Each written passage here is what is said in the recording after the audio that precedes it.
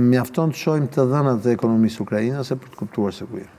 Në këtë moment që flasim, e gjithë infrastruktura energjetike, e komunikime të Ukrainës dhe tjerë është shkatruar. Ukraina ka patur dëme në cilat Ukraina vetë pa ndihmën e aleatëve nuk do të ngrihet dot as për 50 vitet e ardhshme. Pra edhe Rusia duhet vendos para për ndërtimin e Ukrainës. Arabët po se po. Rusia ka marrë atë pjesën e saj dhe Kina po se po. duket se do ta mbajë. Kina po se po.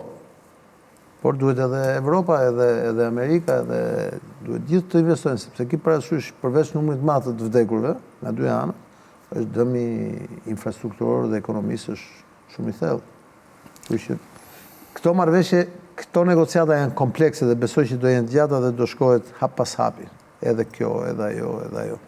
Duket që ka një gjutë ndryshuar, domethënë, edhe marrëveshja për të mos bombarduar Për fakti që bisedohet, dialogohet është një gjë pozitive apo?